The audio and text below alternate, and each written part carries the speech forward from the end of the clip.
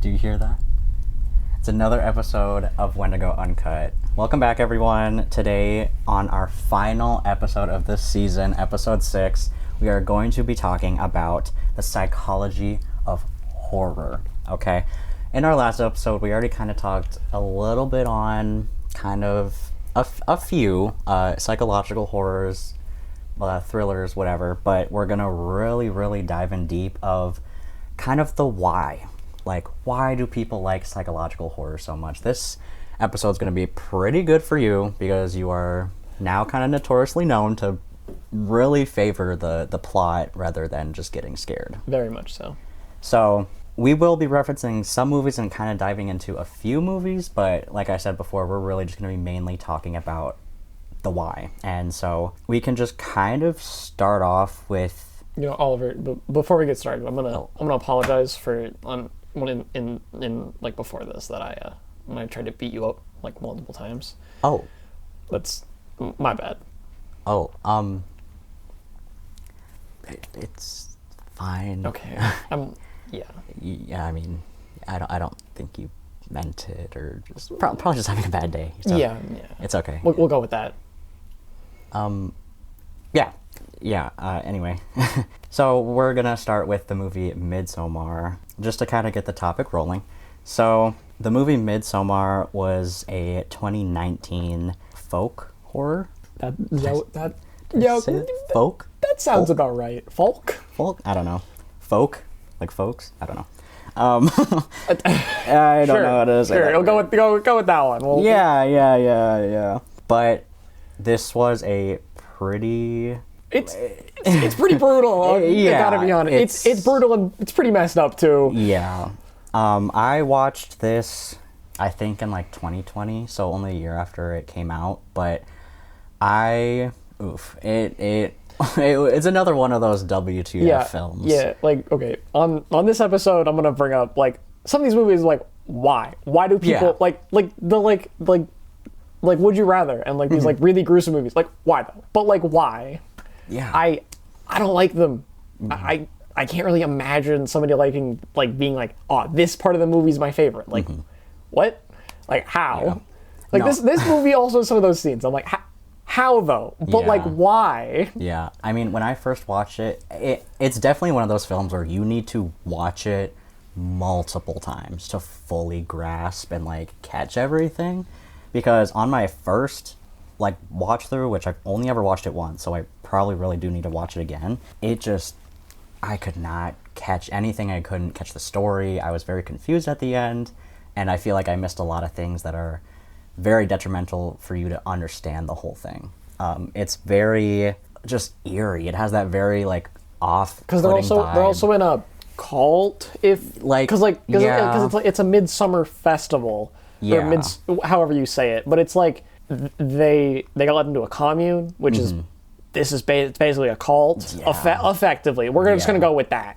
Yeah, it really is, but you know they call it like a. I think it's a commune. I think it's like a commune, but it's like this friend invited all these other friends and like his friend's girlfriend came along. Because that's the only way that you get into there. Like, is by invitation of somebody who's there. Yeah, and that guy, I think he was like Swedish. He's like something like that. Like my it's like a Swedish tradition to invite friends to come and enjoy the festival. Which I mean, I think that's actually true. I think it's something along the lines probably of like inviting friends to enjoy a cultural festival. Yeah, that's nothing wrong with that. That happens all the time. Exactly. So it's like, you know, you start out this movie being like, oh, okay, they're just going to a festival. The main girl just kind of went through her own personal tragedy, so she's really depressed, really down, and so it's like, oh, this will be good for her to go on this retreat, whatever. And you get there, and I mean, immediately, even just visuals alone with like what the commune just wears. They wear like all white, they wear dresses, they wear like the beautiful woven flower crowns, like just very like everyone looks the same, is wearing the same thing, and like oh god, where could this be going? Yeah, so it's a lot of like immediate off-putting but it's another one of those where you may be off-put by it, but you just can't justify why you feel weird. Because you're like, these people, this is just how they dress for this festival. Because, like, as somebody who doesn't know much about these, like, the festival, like, I'd be like, this is probably just how it is. Like, you just accept it at that, like, the fact that this is probably just how all of them are. Exactly. And because of the fact that, you know, it's a different cultural tradition, and they're very, like the commune's very, like, this is such a special tradition, like, this is, every year we look forward to this, yada yada. Obviously, you're gonna want to be respectful and be like, okay, yeah, even though I think it might be weird, I don't want to say that it's weird to offend anyone. So, you know, they go along with it. They're, you know, they try to be as open as possible. The commune is very, like the commune and, like, the culture they talk about in the film is very, like, the elders are extremely respected, and this festival is basically all to celebrate them and all that they've done, paving the way for this commune. And the very iconic scene happens, which gives you that first look of WTF moment. Yeah, don't they take a plunge? Yeah, the oldest, the elders, the elders, the elders, the like, older elder, oldest people in the commune take a dive off of a cliff. And basically keep themselves safe in front of the entire commune. And that in itself was crazy shocking because of the basically hyper-realistic gore that they show of them dying. It's like the first thing that you're like, something's actually wrong here. There's clearly something below the surface that we haven't seen yet, or that we got a glimpse of. Just witnessed. We got a glimpse into because if this is something they do and nobody else bats an eye, what else do they do? Yeah, exactly. So that was also, if they do this every year, the population of elders is gonna go down real quick. Yeah. Well, if I remember correctly, it's actually only when, like, the elders, like, reach a certain point. Yeah, but, like, if they did this every year, I feel like the oldest one would get slightly younger every year. And they might. I think, like, I don't know. Or at least they, you know what? If there's people in the commune born every year, then there would technically be 2 that are the oldest every time. You just think about it because they just... That is true, because now I actually remember. Now that you say that, that's actually good you brought that up, because in that same, like, festival, I think it's like a week or something. Probably. It's like it goes on for a period. Or it's like 20 days. I don't actually know. But in that time, when the death happens, there's another, like, ritual for, like, the virgin to not be a virgin anymore. So technically, you're not wrong. Average cult behavior. Yeah. So not only do they kind of celebrate the life of the oldest elders who died, but they also celebrate their death. Yeah, basically. And then they bring in new life. So I guess, yeah, you're right. It is basically just recycling lives. Yeah, pretty much. Yeah, because if they have two elders that die every year, they just have to have at least 2 births, and then they can keep their population stagnant. Yeah. Which, for a small commune, that's fine. That's sustainable.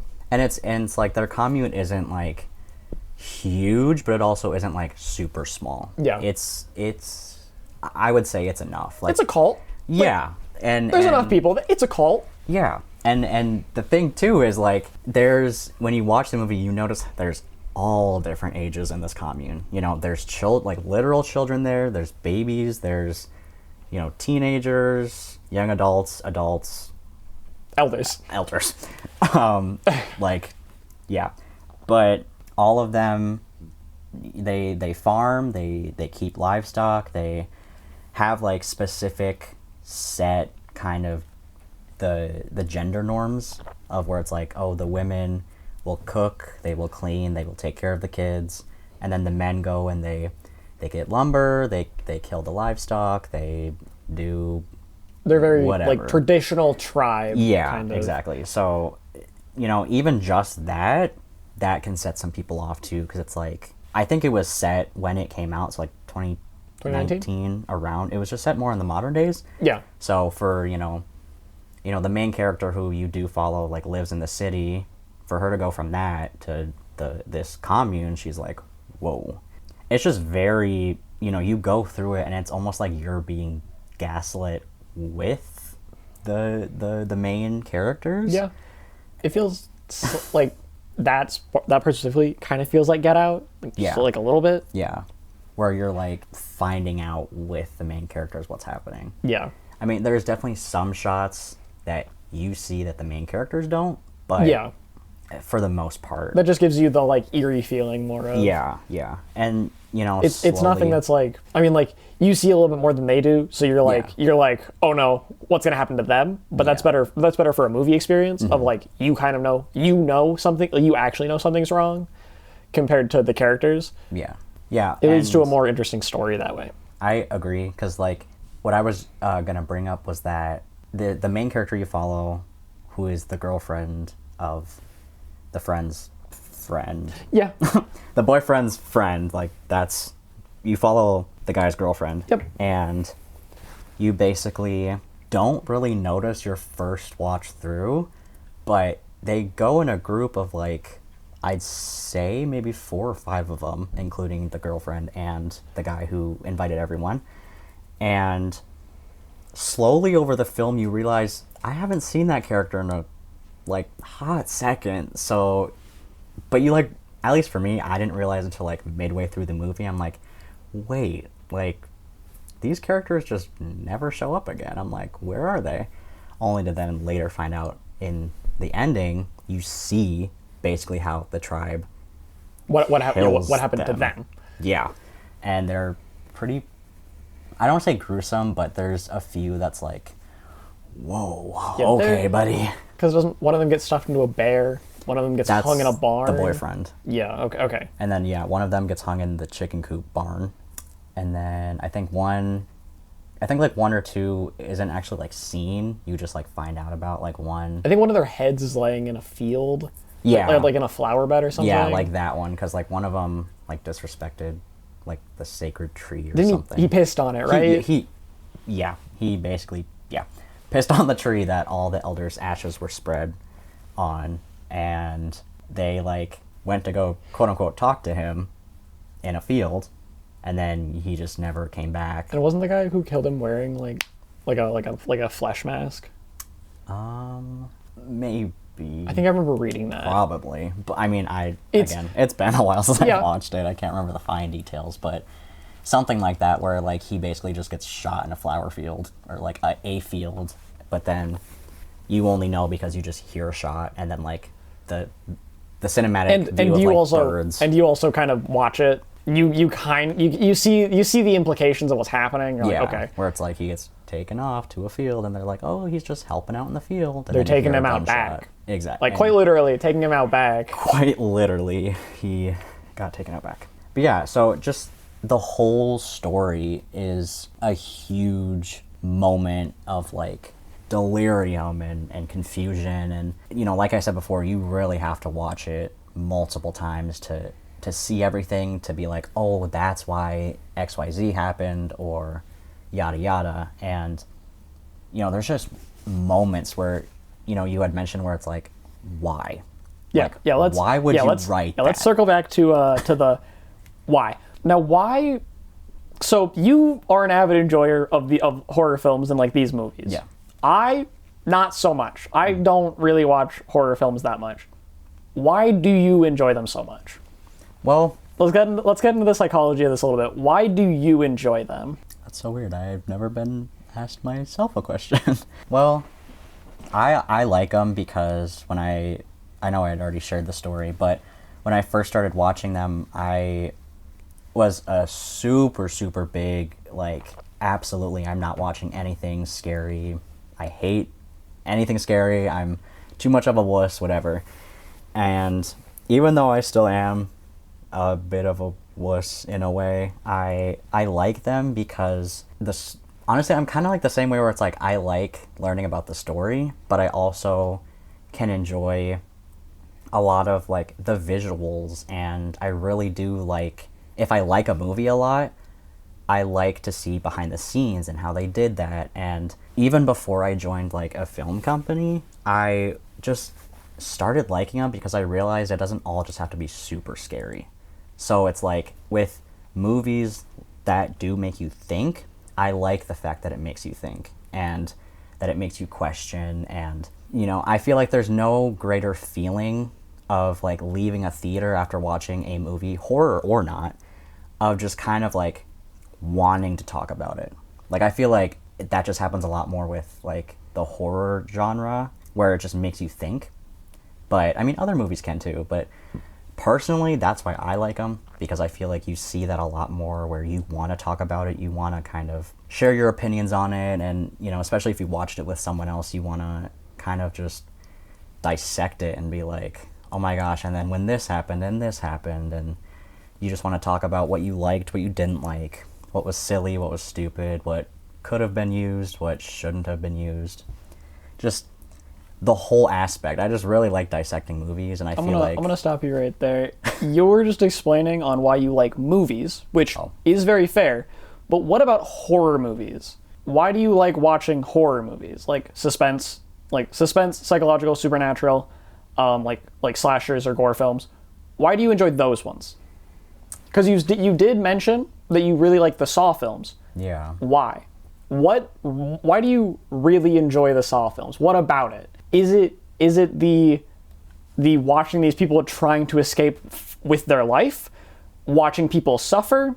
Is it when you put it like that? That sounds so messed up. Well, because that's what the movies are. That's what they are. Yeah, you're right. I don't know. I think honestly, like, if I really, because I guess I've never really thought about it. Like, I just know that they're entertaining to me, and I feel like it's very with the different genres, but because you did mention, I mainly do like kind of slashers. Not all of them, like the ones we talked about, not like classic slashers. Those are fun rewatches, because they're like, I like watching them not for like anything that's happening. Yeah. I like watching them as they are old pieces of media that I like to go watch them and figure out, because I also work behind the scenes, that it's like, I know how they did this, or it's like, how'd they do that? I like watching films as like an objective standpoint and looking at the film, and not really like watching not actually watching a film. No, I guess that's fair. And to give you the best answer, I'm trying to think of like, again, before I started working like in film with the company, but just kind of like, I liked how it entertained me. How, you know, horror is so subjective. Like, there's so many different reasons, there's so many reasons to make a story, and there's so many ways you could make something considered horror or scary. Yeah, we've talked about a lot of things that are like the Black Mirror. Yeah. Like, it's not like horror as in like a movie that you're going to go watch and you're going to be like super scared, like Terrifier. Mm-hmm. It's more of like psychological horror, where there's like, you just like thinking about it, but it's not actually like showing you like any like horror films, except for like a little bit. Sometimes it has like graphics that are like shocking. Yeah. A lot of them are like, I lost my train of thought. I don't know where I'm going with this. Like, I kind of get what you're saying. Like, that's kind of why earlier I brought up the fact that like I started liking horror, because I realized it doesn't just have to be in your face jump scares all the time. Yeah. There are so many different ways to have that story and still feel like intense emotions. Horror is just such a wide genre. Exactly. So are you saying that the reason you like it is that it lets you feel emotions that you don't generally feel in like your day-to-day life? Yeah, like the suspense, so. And like the like terror, like actual terror, yeah, of like what might happen. Yeah, I think just like having me, you know, watch a movie that's like labeled horror or like thriller or whatever, and then coming out and be like, oh my god, that was insane what I just watched. Just kind of like when it. So you like you like a shock value in your movies? Yeah, but like I guess like a shock value of like of a plot point, not a shock value of a like of a gruesome visual. Yeah, and I feel like that's kind of why I like the Saw franchise like the most, is because it really makes you think. It's not all gore. It's more like watch it. Like, it's more of like looking at these like spectacles of like look at this engineering that happened. Because a lot of those, like the earlier Saw movies are a lot of practical effects. Like those things that they actually like had were all like real props. Yeah. Because in the first Saw movie, they only had, I'm not going to go on a tangent of Saw, but I just wanted to just mention a little that in that first movie, they only had that one room to work with. So they had to change it up a couple times. Exactly. Where it's like somebody walks through a door, but they actually just walk back into the same room. So you have to remodel the room so that it doesn't look identical. Yeah. And so it's just stuff like that where when you watch those horror movies, you remember things like that and you want to know things like that. So it's like... So you like movies that have a deeper way of thinking about them, where it's like... So you like the psychological movies where it's like, there's a visual here, and you can get a story by just looking at it, but then you get another story by thinking about it. Yeah. Kind of like how Black Mirror is like even the title. Like you can watch an episode and be like, okay, it's technology, but then you think about the title and you're like, oh, okay, it's all about technology. And you're like, because some of like nitpicky things aren't like, this is like super technology based. It's more of just like, you're set in a dystopia where this is the rule set, but it's all technology based. Yeah. And it's like that's like the slightly different thinking. No, and it's like, I don't know, I just like the fact that because it's such a wide variety of different ways to like it, that it is a very, very common thing for someone to be like, oh yeah, I like this. And then you can be like, okay, cool, I like it too, but like, what do you like about it? And it gives you opportunities to talk. It gives you, Yeah, because a lot of people just say like, oh, that was good. But then you have to ask them, what was good about it? Yeah. Like what, like, oh, like this is my favorite genre. Okay, but why is it your favorite genre? Oh, it is my favorite movie in it. But why is it your favorite movie? Yeah. And I feel like that's often why I really struggle when people are like, oh, like, you like horror. What's your favorite horror movie? Because it's like, I really can't answer that. It's because also horror is such a broad spectrum. You have to be like, okay, now what genre are we talking about? You have to shorten the question a little bit. Yeah.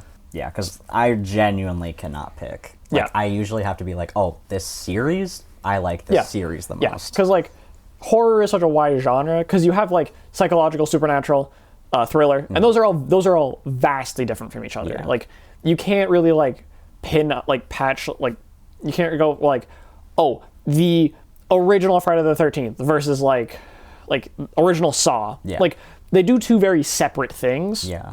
Or like Paranormal Activity. Like they're so vastly different that comparing the two is very difficult. Yeah.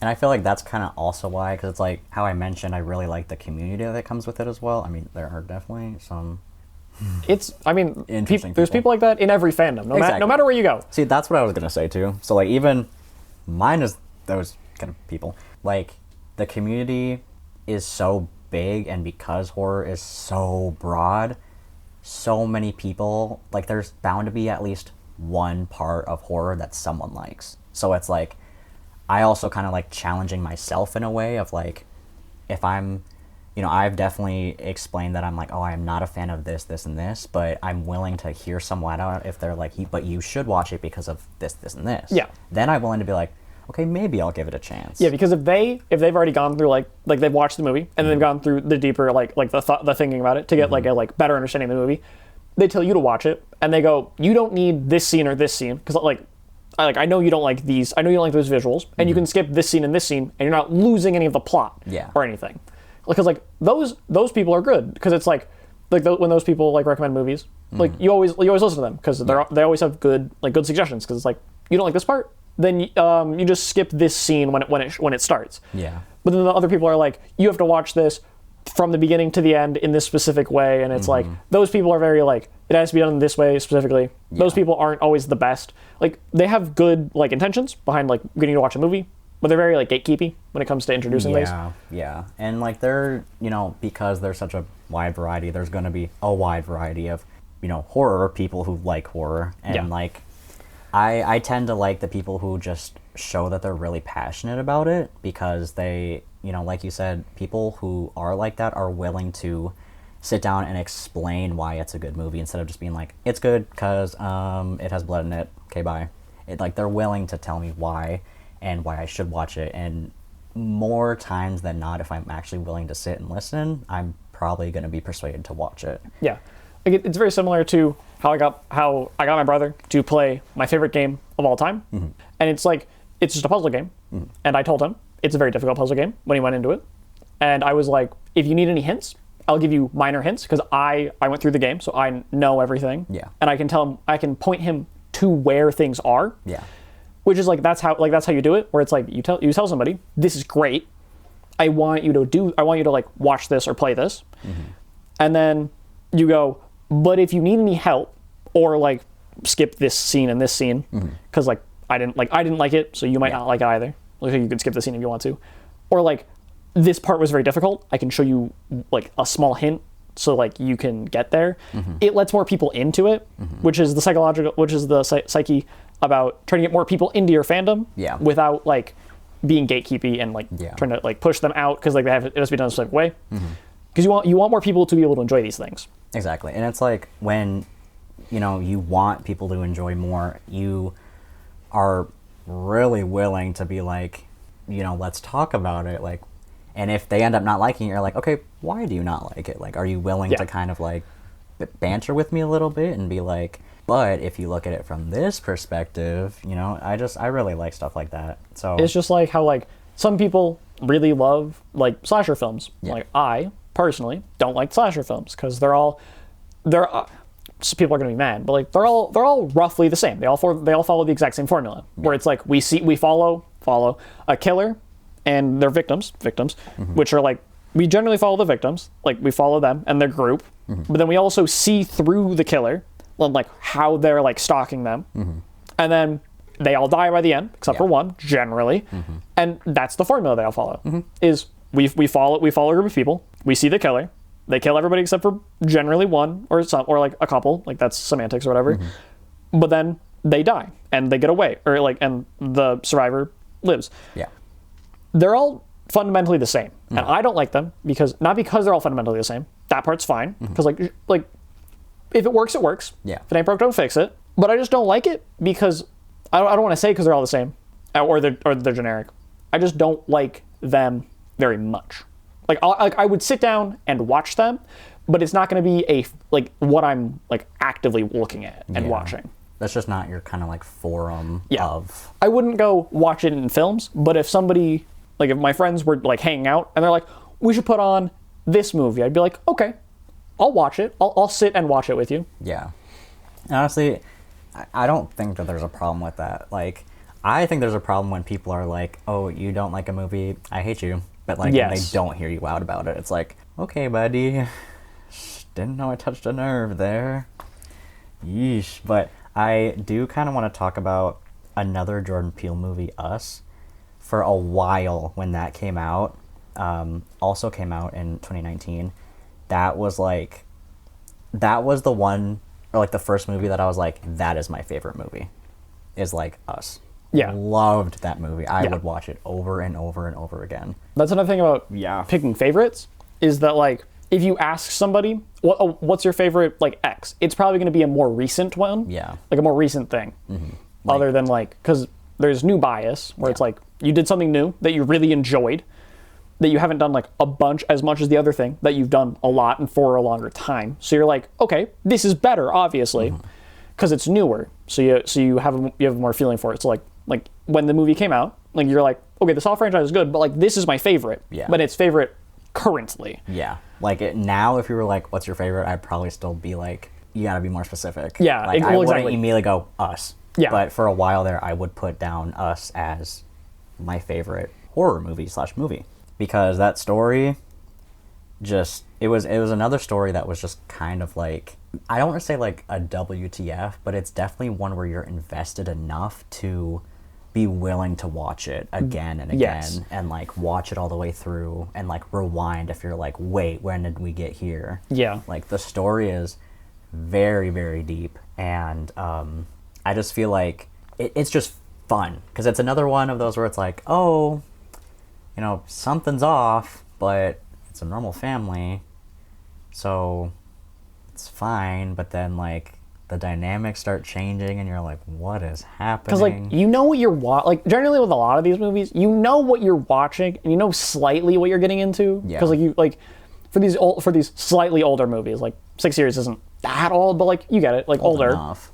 where it's like you've probably heard something about the movies, so you're not going in completely blind, so you know roughly what you're getting into. Yeah. Yeah. So you're like, something's off, and I know what's off. It kind of ruins some of these movies, like, yeah. but like it's still fine because you can still enjoy the story. Yeah. And I feel like that's kind of why I liked Us so much, is because the first watch through, it was like when you found out about the ending, about that twist ending, which you could not have guessed unless you're literally the Jordan Peele himself. I mean, you might be. You might. Maybe. I mean, it's not impossible, but like it's not really hidden. It's not that much of a stretch. No, I mean, like you probably could figure it out, but it's not like readily apparent. It's not like, oh yeah, that's the twist. That makes sense. Yeah. But it's like when that twist happens and you figure out the twist, you're like, oh, of course. Why didn't I think of that? You know. So it's like you're like, huh? It's like that makes sense. I can understand that. Yeah. So it's like just when it was one of those movies where at the end, like my mouth was like hanging open. I was shocked. I was like, no way. Like, what happens next? I want more. It was like one of those, it makes you continue to think about what happened after, or like when the credits started to roll. Yeah, like that happens, and then they stand in a field. Yeah, yeah. And it's like, what? We learned this information, and now they're in a field.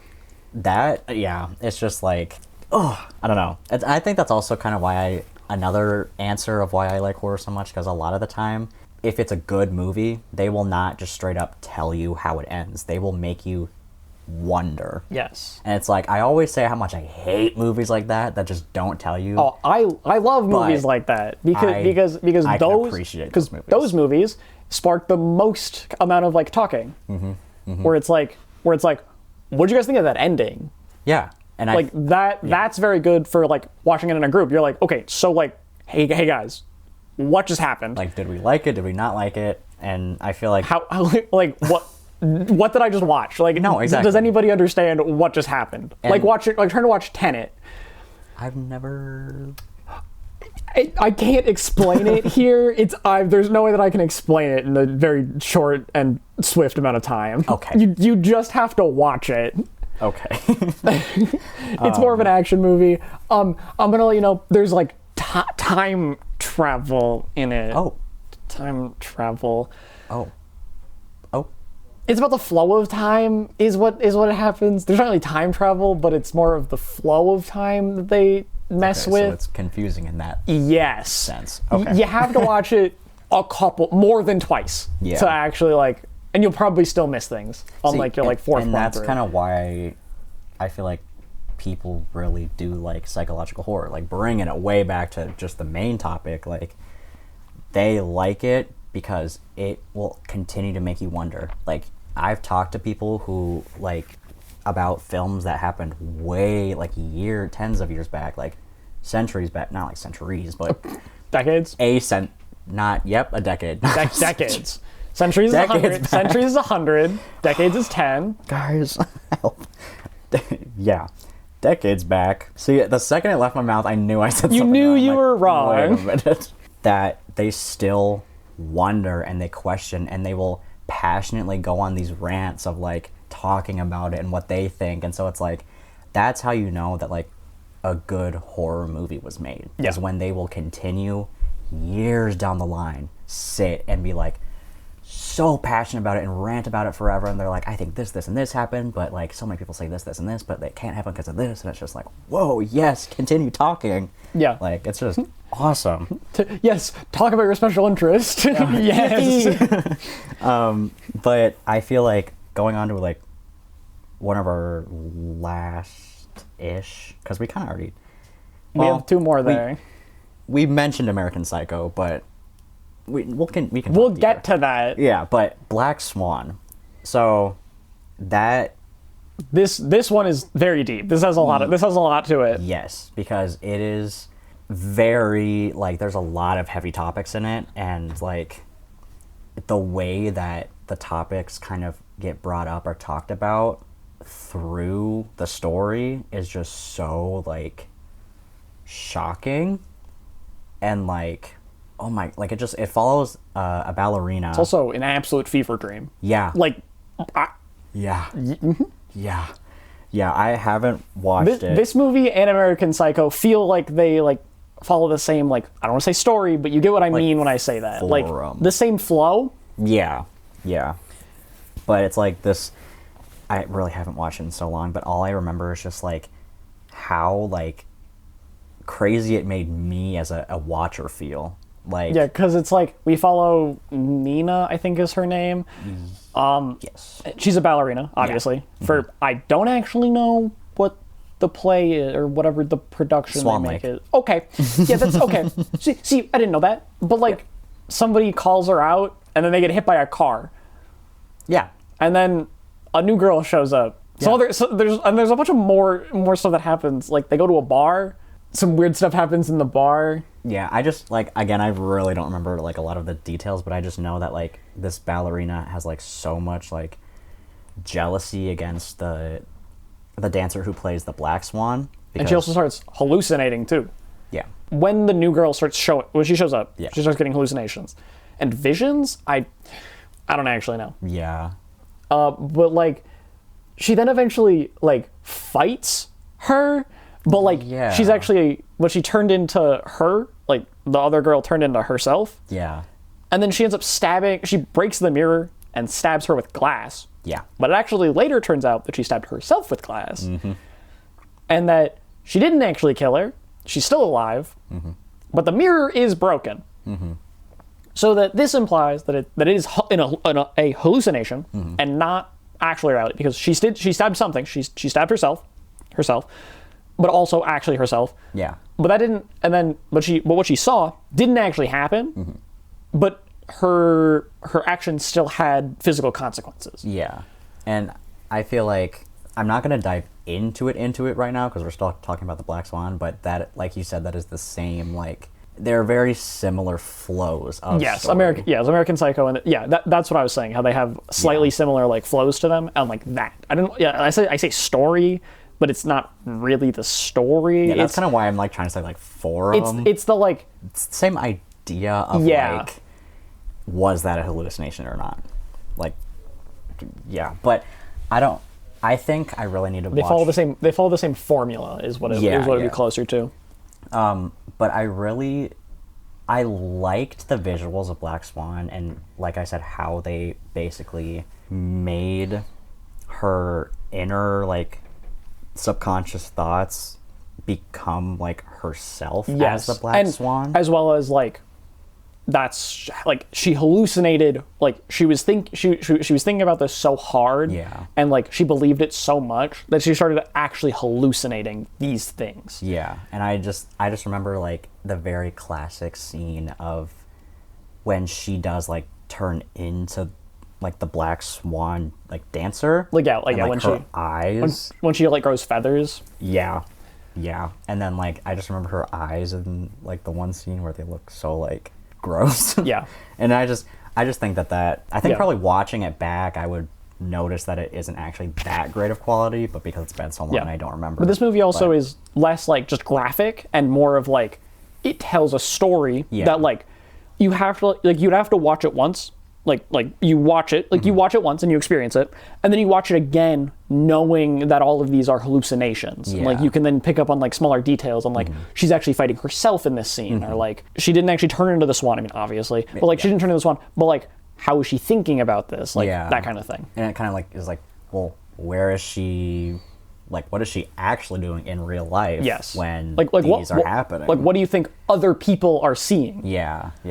And is it even just like her just dissociating this whole vision, or is this literally like is she a like second and like then is she in a coma? Back? Is she in a coma? Or is this all a dream? Or is she like where do you think this came from? Like it's like, do you think she's actually performing? Do you think it's all in her head? Like because if some of it's hallucination, what's stopping all of it from being hallucination? Exactly. Like the entire movie. Like what if, she got the role for the swan, the white swan, but then she got hit by a car instead. Where it's like, and then she's actually in the hospital and she's just like imagining herself as with the role. Or is this like before they like rehearsals even start, she had this dream before, and then suddenly she hasn't even been rehearsing this entire time, and they start tomorrow. Like, that's just, there's so many ways you can interpret it and like think about it and like what if it, and like it's just interesting to also, like, speaking of visuals of the movie, at the end of the movie it actually fades to white instead of black, which is very interesting because it's called The Black Swan, which means there was some sort of like difference, or it's to show more of like a character development where it's like now we're flashing to white instead of like, because I think it opens on black and then ends on white, which very much reminds me of Whiplash, where they use a lot of color on like how people are dressed. Like at the beginning of the movie, Neiman, the character we follow, is dressed in all white, and while he's playing the drums.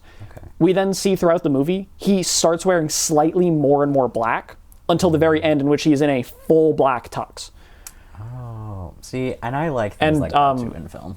The director, I can't remember his name, or who he's played by right now, J.K. Simmons. He's played by J.K. Simmons. He wears black pants and a black shirt the entire movie to show that he is like more experienced and has like more like he's higher class than everyone else. Like he's wearing all black compared to everyone else who's wearing a little more white. Which is why at the end of the movie, when Neiman wears all black, it's a very like significant, like he's come so far. Oh, okay. Which is very similar to how this movie does it, where it's like she comes so far, and then like now instead of fading to black, it fades to white, which is a very like thoughtful like filming thing on like editing on like, because generally it always fades to black, so fading to white always has a very like specific connotation tied to it.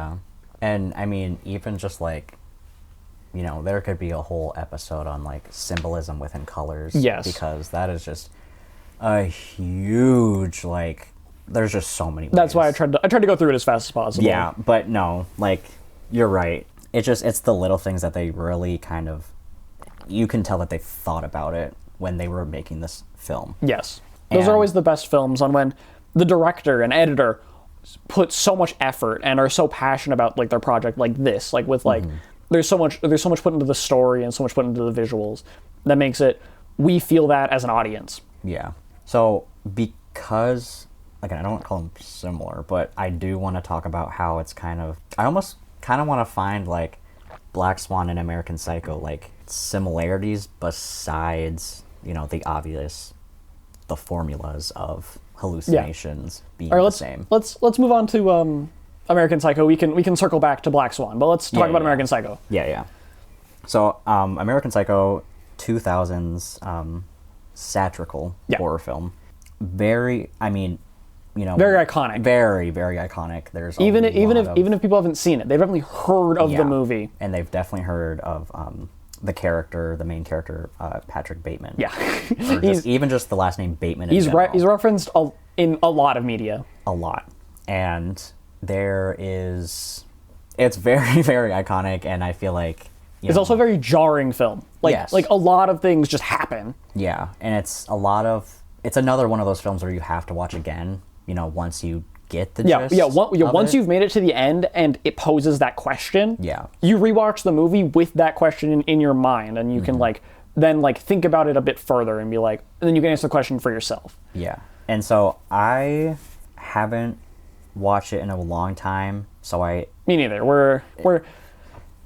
I read the plot again recently so that I could for this. Okay. Yeah. So I don't know. I think my first time watching it, first of all, I want to preface that there is a very common debate of, was it all real? Was it all real, or did he imagine everything? Yeah. And so I know that personally at first I thought, well, duh, it's all real. Yeah. You did that, but when we were talking before the episode, I had brought up some actual points on it. Yeah. And you had changed my mind basically. Yeah. To agree that it most likely was just hallucinations. Yeah. Because the first guy he kills him in his apartment, and goes on a full speech on how they weren't really about music and music and something, and then he kills him, and then he breaks into his apartment and says something about, I'm running away to Paris, and that's where everything starts. That's where we start, is that he says he's running to Paris, and then we go through a bunch of other things, and how he kills like a bunch of people and like a bunch more people and a bunch more people. Yeah. But then we come to the end, and we get to a point where he then tries to confess, and people laugh him off because somebody goes, "No, I had lunch with him in Paris. So what you're saying cannot be true. That you cannot have killed him because I've had lunch with him." Yeah. Which is very reminiscent of the beginning of the movie when Patrick Bateman goes to dinner with this guy, but he thinks that he's someone else. He thinks that he's a different person. Okay. So at the end of the movie, when we get here, and he's like, "Oh, he's having dinner." This is where the question comes up, because did the person who's saying he had dinner with him in Paris, did he actually have dinner with them, or did he mix him up for somebody else? Which then it also leads Patrick Bateman to think about, did anything that did the movie, like we're just gonna say that, like did the events, did this actually occur? Yeah. Did this actually happen?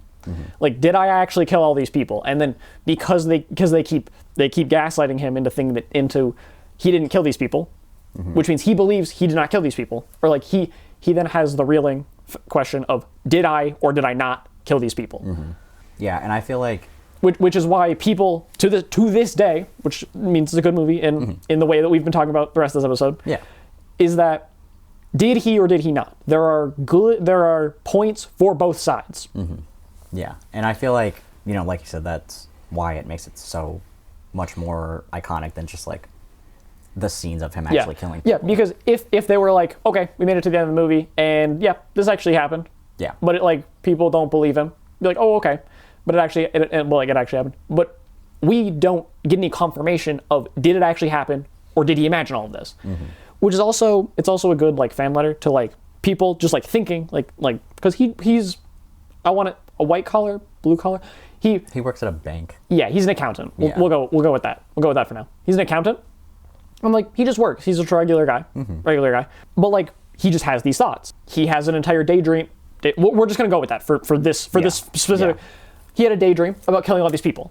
Like, we'll go with daydream, because it might have been like a dream, or like multiple days like thinking about it, fantasizing, whatever. But like, we'll say that he fantasized about it, but like he got so like enveloped in it that he thinks it actually happened, because like he probably went throughout his day like just thinking about just that, so that he thinks about it and then he thinks about it actually happened, and then when he tries to confess because that's what he believes happened, people are like, no, that's not what happened, because like I have facts to say that didn't happen. Yeah. And he's like, so did I or did I not? Which that's good to like people still talk about this movie. So like clearly it's a cult classic. People who love the movie absolutely love the movie, and will talk about it and like debate you on like generally friendly debates. If they're not, you don't really want to debate those people. Yeah. But friendly debates on if it did or like if all the events did or did not happen.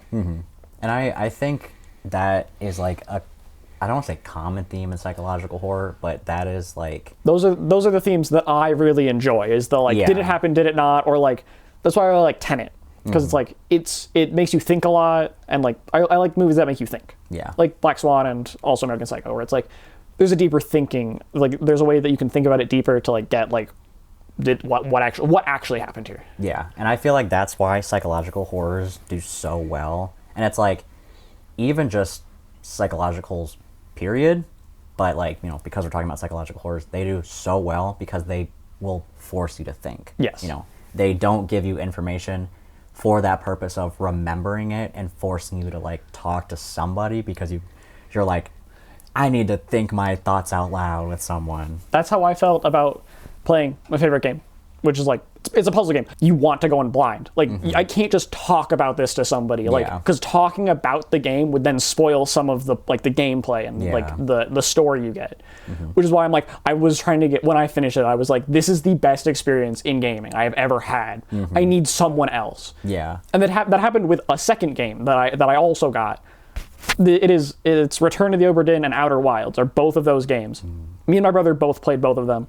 We both very much enjoyed them, and because we both played them, we got to talk about them with each other. Like that's what makes like movies and video games, like that's what makes them best, is when there's stuff left open or there's like stories that you want to talk to people about.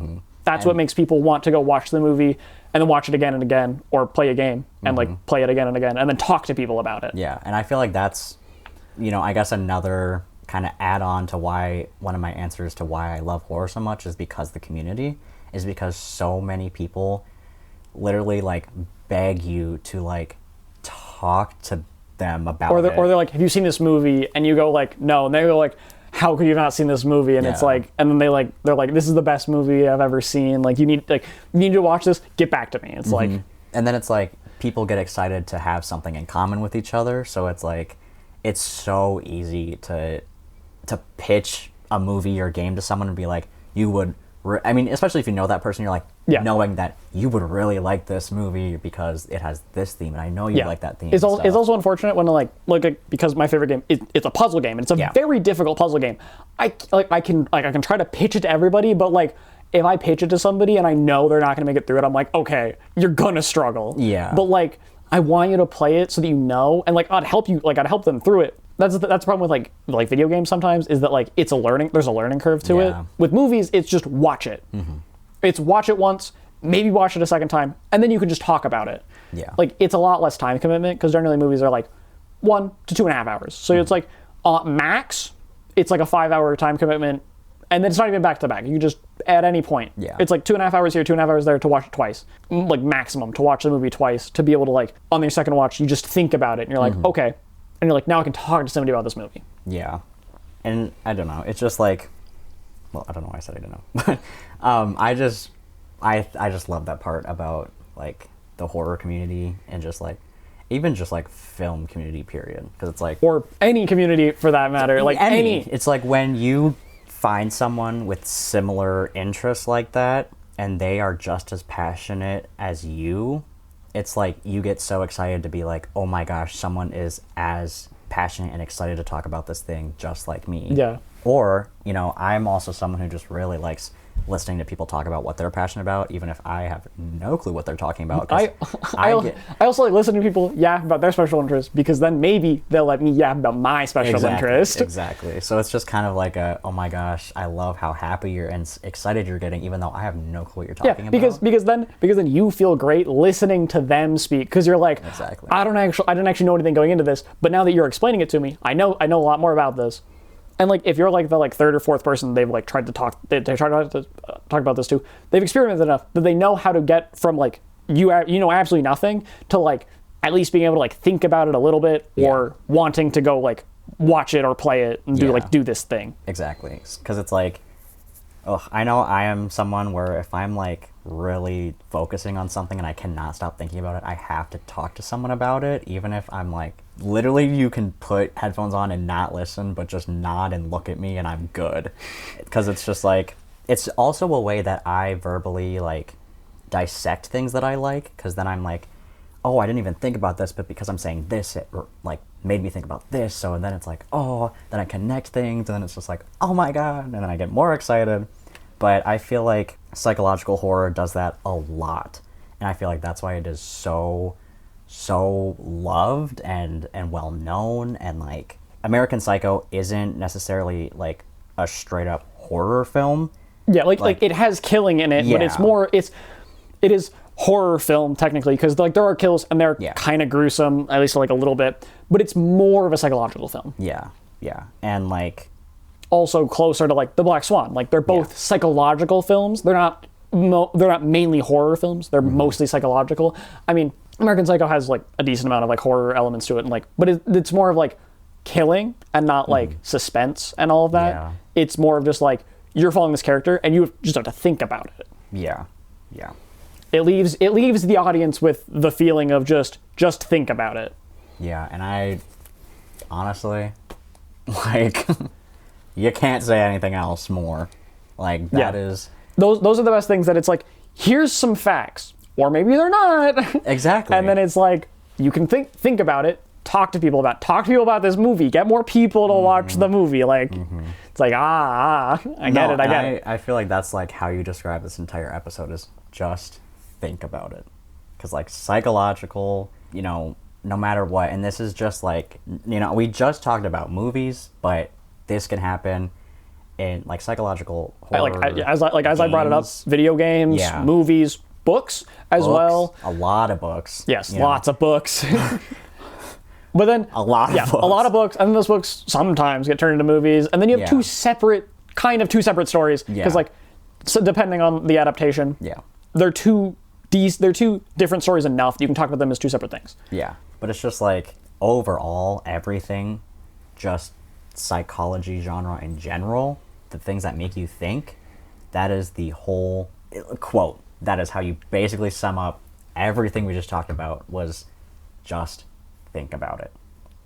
And honestly, I really think that that's like the best place we can leave this episode. I very much agree. Is just think about it, because I believe it's all the time we have, but because we could literally go on forever. Or like with the movies we've got, I think this is a good good place to stop. Yes. Good place to call it. Because there's so much that we just talked about. Again, not even just movies, so much that would like color theory, the way psychological. It would go on forever. Yeah, we'd be here forever. Yeah. So honestly, guys, this was the final episode of our first season of Wendigo Uncut, and honestly, I think this was a great episode to leave the season off on, because I mean, just everything that we had talked about and experienced and conversed and debated, like honestly, you could just use that. I'm just gonna geek about that phrase now. Just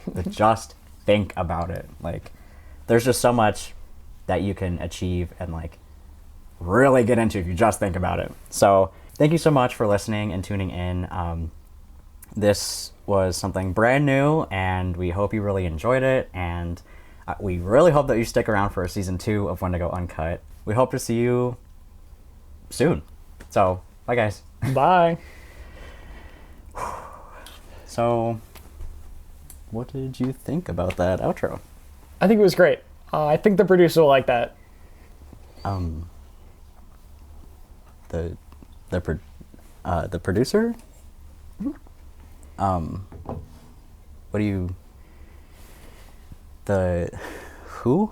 The producer. Who? Wait a minute. No. Like, I thought... Who's the... No, I thought that I saved you. I thought, like, that you were, like, real and, like, okay, and, like, I took that chip out. What? No, you have to know something. You know something now, don't you? You didn't tell me before, huh? You know something. No, wait, please, no. And thank you, everyone, for tuning in. And excited to see you for another season of Wendigo Uncut.